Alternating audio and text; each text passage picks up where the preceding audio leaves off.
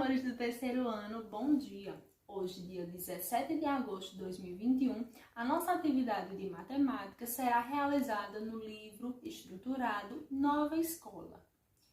Essa atividade, vocês têm que pegar o livro que é do terceiro bimestre.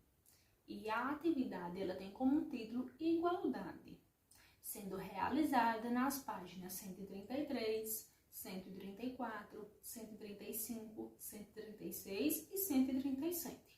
Bom, na página 133 nós temos a ideia de equivalência. Procure em um dicionário o significado da palavra equivalente e escreva aqui. Embaixo vocês irão colocar. Você pode citar exemplos de equivalência. O que é? Exemplos. Algo que é igual. Após, nós temos o mão na massa. No mão na massa, nós temos que João e Marcelo estão brincando de baladeira. Eles precisam acertar as pontuações que estão no alvo ao lado. Marcelo já jogou suas 3 pedrinhas e conseguiu um total de 50 pontos, acertando uma pedrinha de 10, uma pedrinha de 15 e uma pedrinha de 25. João ainda vai jogar 3 pedrinhas. Registre uma das possibilidades para que João consiga a pontuação equivalente jogando também 3 pedrinhas. Ou seja, quais são os números que ele pode tirar para que ele possa ter a mesma pontuação do colega? Lembrando que vocês podem, inclusive, repetir ou ter alguma dessas possibilidades que ele não fez ponto. Isso aí vai ficar a critério de vocês, tá certo? Na página 134, nós temos o discutindo. Agora discuta com os professores e com os colegas. João pode ter acertado exatamente os mesmos alvos que Marcelo? Por quê? Que possibilidade João tinha para fazer também 50 pontos? Se João errasse o lançamento, quais seriam as possibilidades de fazer 50 pontos? Como nós não estamos em sala de aula para discutir, vocês irão apenas escrever a resposta. No retomando, pede para que você descubra que o sinal de igualdade entre 2 sentenças matemáticas representando a equivalência entre elas. Isso não necessariamente significa que os 2 lados da igualdade são idênticos, mas que representam o mesmo valor, seja usando os mesmos números, seja usando números diferentes. Por exemplo, se nós utilizamos 10 mais 10 é 20, é igual a 20 mais 0.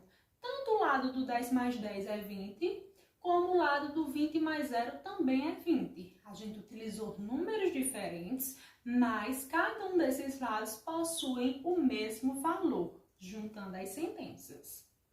No raio-x, pede para que você escreva 2 sentenças matemáticas equivalentes utilizando adição e ou subtração.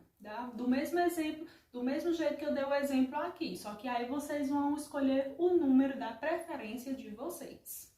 Na página 135, tem como título Encontrando a Equivalência. José é feirante e estava pesando algumas frutas na balança. Observe.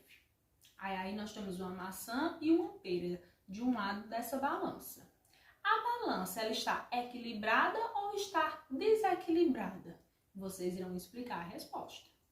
Depois nós temos o mão na massa, onde diz que João precisa equilibrar a seguinte balança. Observe o peso de cada fruta na legenda. A maçã ela pesa 100 gramas e a pera 150. Na primeira questão, pergunta: de que forma podemos equilibrar a balança utilizando maçãs e peras no segundo prato? Quantas a gente pode colocar? Lembrando que quando a gente fala de equilibrar, elas devem estar iguais. Na página 136, nós temos peras e maçãs, também o valor de cada um deles. Na segunda, diz: agora José precisa que a balança fique em desequilíbrio, ou seja, um lado maior que o outro, pois quer separar uma quantidade maior de frutas em uma sacola. Distribua algumas maçãs e peras no prato, de modo que a balança fique desequilibrada. Aí vocês irão desenhar e colocar ela em desequilíbrio.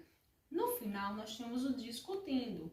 Nesse discutindo era para a gente realizar verbalmente, só que como a gente não está em sala, a gente vai realizar escrevendo. Na primeira balança, como podemos equilibrar os pratos? Para montar a balança em equilíbrio, que fatores devemos levar em consideração? O peso de uma maçã é equivalente ao peso de uma pera, ou seja, é igual? De que forma podemos tornar o peso de algumas maçãs equivalentes a de uma pera? O que devemos levar em consideração? Que conceitos devemos acionar?